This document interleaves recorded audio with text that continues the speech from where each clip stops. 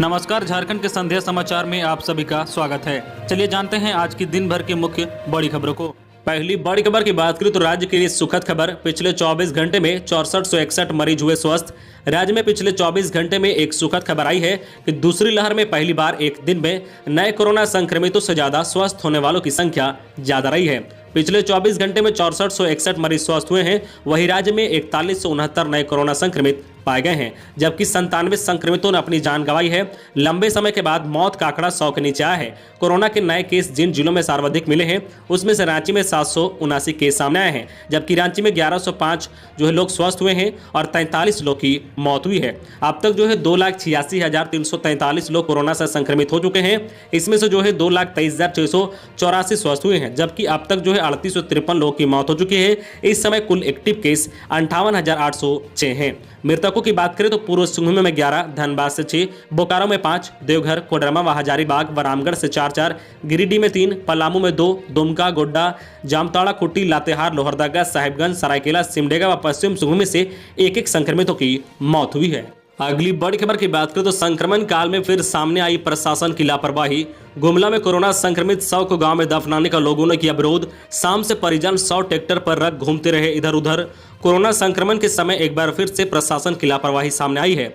रविवार शाम से सोमवार सुबह तक एक संक्रमित का शव खुले में पड़ा रहा, पर उसे दफनाने के लिए करीब 18 घंटे तक 2 गज जमीन मुहैया नहीं कराई जा सकी। प्रशासन द्वारा चयनित जगह पर जब परिजन 100 को दफनाने पहुंचे तो ग्रामीणों ने इसका विरोध कर दिया।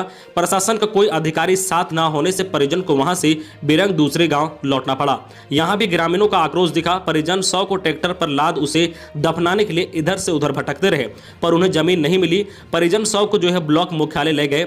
इसके बाद प्रशासनिक अधिकारी ने उनकी मदद की और 100 को दफन करवाया। अगली बड़ी खबर की बात करें तो एक सप्ताह और न्याय का कार्य नहीं करेंगे वकील। कोरोना संक्रमण काल के मद्देनजर राज्य के वकील अब 16 मई तक किसी भी अदालती कार्य में शामिल नहीं होंगे। वर्चुअल और फिजिकल किसी भी माध्यम से कोर्ट में शामिल नहीं होंगे।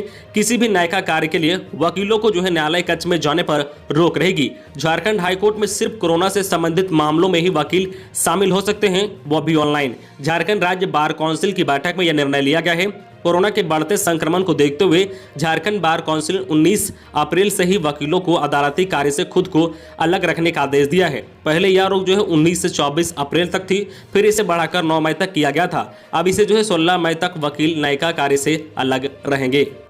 अगली बड़ी खबर की बात करें तो रिम्स के डॉक्टर की इलाज के दौरान मौत। 2010 बैच के छात्र का 10 दिन से मेडिका में चल रहा था इलाज। जीडीए ने कहा मुआवजे के साथ इलाज का खर्च वहन करे सरकार। रिम्स के जूनियर डॉक्टर और डीटीएमएच फाइनल वर्ष के छात्र डॉक्टर सिराजुद्दीन की मौत सोमवार को हो गई है। वे कोरोना संक्रमित थे और पिछले 10 दिनों से मेडिका में एडमिट थे। संक्रमित होने से पहले वे रिम्स में कोरोना मरीजों का इलाज कर रहे थे। दूसरी लहर में रिम्स में कार्यरत डॉक्टर की यह पहली मौत है। दूसरी लहर में अभी तक रिम्स डॉक्टर की मौत नहीं हुई थी। लोग संक्रमित होकर ठीक हो जा रहे थे। जूनियर डॉक्टर एसोसिएशन ने डॉक्टर सिराजुद्दीन की मौत के बाद सरकार से कोरोना संक्रमण से होने वाले डॉक्टर के परिजनों के लिए मुआवजे की मांग की है। साथ ही कोरोना संक्रमित स्वास्थ्यकर्मी के इलाज का खर्चा स्वास्थ्य बीमा के माध्यम से सरकार को वहन करने की मांग की है। अगली बड़ी खबर की बात करें तो रांची से बंगाल जाने वाली एक और ट्रेन पर break. Bardhaman Hatia Bardhaman MEMU passenger को अगले आदेश तक के लिए किया रद्द। रेलवे ने कहा कि सवारियों के साथ स्टाफ की भी कमी। रांची से बंगाल के वर्धमान जाने वाली ट्रेन को सोमवार से रोक लगा दिया गया है। रांची रेल मंडल ने एहतियातन ट्रेन संख्या 6353, 6354 Bardhaman Hatia Bardhaman MEMU passenger train को अगले आदेश तक के लिए रद्द करने की घोषणा की है। इससे पहले रांची से हावड़ा जाने वाली इंटरसिटी एक्सप्रेस को भी 7 मई से बंद कर दिया था। रेलवे के मुताबिक यह निर्णय ट्रेन में सवारियों की संख्या कम होने के कारण लिया गया है। ट्रेन में आधे से कम यात्री बच गए थे। इसके साथ ही रांची रेल मंडल में लगातार कोरोना का संक्रमण बढ़ता जा रहा है। लगभग 500 कर्मचारी इसकी चपेट में आ गए हैं। अगली बड़ी खबर की बात करें तो राज्य में पहला ऑक्सीजन प्लांट लगाने वाला जिला बना खूंटी। अर्जुन मुंडा ने किया उद्घाटन। झारखंड में कोरोना संक्रमण के मामले तेजी से बढ़ रहे हैं। आलम यह है कि संक्रमण का मामला राज्य के गांव-गांव तक पहुंच चुका है। इसी बीच एक अच्छी खबर खूंटी जिले से सामने आई है। खूंटी में एक ऑक्सीजन प्लांट का केंद्रीय मंत्री अर्जुन मुंडा ने उद्घाटन किया है। इस संबंध में जानकारी देते हुए खुद केंद्रीय मंत्री अर्जुन मुंडा ने कहा कि खूंटी ऑक्सीजन प्लांट लगाने वाला राज्य का पहला जिला बन गया है। केंद्रीय मंत्री ने कहा कि रियाद से 5000 सिलेंडर झारखंड काफी जल्द पहुंच जाएगा।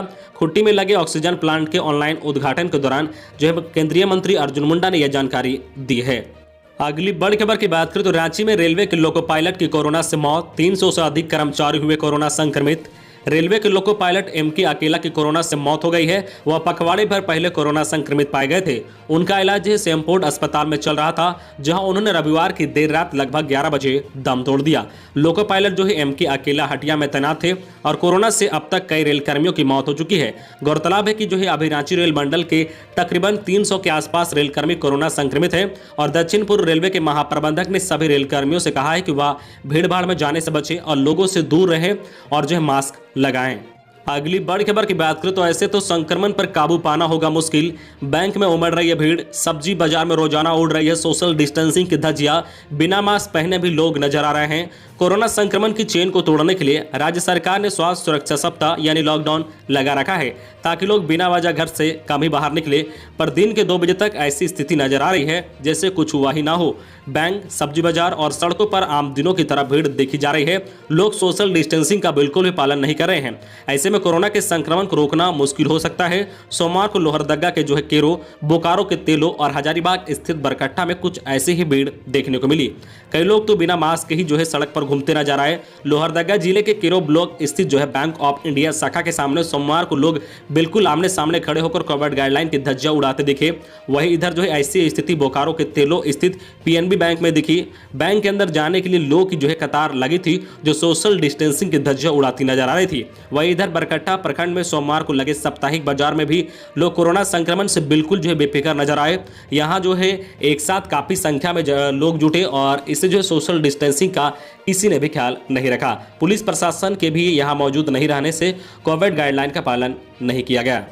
अगली बड़ी खबर की बात करें तो अस्पताल में परिजनों को भी दी जाएगी सुविधा।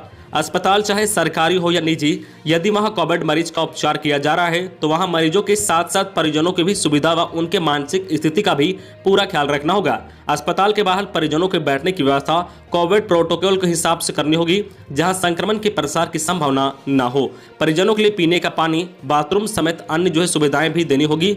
परिसर में पर्याप्त टेलीफोन की व्यवस्था करनी होगी, जिससे परिजन संबंधित वार्ड में भर्ती अपने मरीजों से स्वास्थ्य कर्मियों के माध्यम से बात कर सके। स्वास्थ्य विभाग के अपर मुख्य सचिव अरुण कुमार सिंह ने राज्य के सभी उपायुक्तों, मेडिकल कॉलेज, सिविल सर्जन एवं निजी अस्पताल के प्रबंधकों को इस संबंध में पत्र लिखा है। अगली बड़ी खबर की बात करें तो सड़क हादसे में युवक की मौत। मालवाहक टेंपो को टक्कर मारने से ट्रैक्टर से नीचे गिरा युवक, शरीर पर चढ़ा चक्का, घटनास्थल पर हुई मौत। लातेहार के बालूमाथ थाना क्षेत्र के डीही मेन रोड पर सोमवार को ट्रैक्टर और मालवाहक टेंपो की टक्कर हो गई। हादसे में ट्रैक्टर सवार एक युवक की घटनास्थल पर ही मौत हो गई है, जबकि टेंपो सवार 2 युवक गंभीर रूप से जख्मी हो गए हैं। टेंपो में टक्कर मारने से ट्रैक्टर से युवक नीचे गिर गया और इसी बीच ट्रैक्टर का चक्का युवक के शरीर पर चढ़ गया और उसकी जान चली गई है। मृतक की पहचान बालूमाथ थाना क्षेत्र के गुखला बागी डाढ़ा निवासी अनूपुरा 20 वर्षीय के रूप में की गई है, जबकि घायल में इमरोज और नयन शामिल है। अगली बड़ी खबर की बात करें तो उद्घाटन के महज 2 दिन के अंदर अमृत वाहिनी ऐप से 37,000 से ज्यादा लोगों ने उठाया फायदा। हर दिन आ रहे हैं 3,000 से अधिक कॉल। उद्घाटन के बाद 2 दिन में अमृत वाहिनी व चैट बोर्ड से 37,000 से अधिक लोगों ने फायदा उठाया है। वेबसाइट के इस्तेमाल से अब तक 356 लोगों ने विभिन्न अस्पतालों में ऑक्सीजन बेड की बुकिंग कराई है। वहीं 140 लोगों ने चैट बॉक्स का प्रयोग कर होम आइसोलेशन में किट हासिल किया है। अमृत वाहिनी ऐप पोर्टल पर अब तक कुल 23,575 लोगों ने विजिट किया है। वहीं टोल फ्री नंबर 104 पर 3,000 से अधिक फोन रोज रिसीव किए जा रहे हैं। अगली बड़ी खबर की बात करें तो उर्दू शिक्षकों को ईद से पहले वेतन भुगतान हो। अखिल झारखंड प्राथमिक शिक्षक संघ ने प्राथमिक व मध्य विद्यालय के उर्दू शिक्षकों के वेतन भुगतान की प्रक्रिया ईद से पहले करने की मांग की है। संघ के प्रवक्ता नसीम अहमद ने शिक्षकों के वेतन भुगतान के लिए राशि स्वीकृति किए जाने के लिए मुख्यमंत्री के प्रति आभार जताया है। उन्होंने कहा कि प्राथमिक शिक्षक निर्देशनालय स्तर से राशि आवंटन से संबंधित पत्र जल्द से जल्द जारी किए जाए।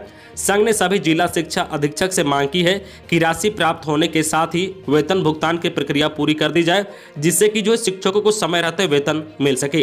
तो ये थी आज की झारखंड की टॉप बड़ी खबरें। इसी तरह झारखंड की हर छोटी बड़ी खबर देखने के लिए आप हमारे चैनल न्यूज झारखंड चैनल को सब्सक्राइब करके बेल आइकन प्रेस कर दीजिए, जिससे आपको झारखंड की हर छोटी बड़ी खबर का अपडेट आप तक पहुंचता रहे। तो आज के लिए बस इतना ही, हमें दीजिए इजाजत, फिर मिलते हैं नेक्स्ट न्यूज में।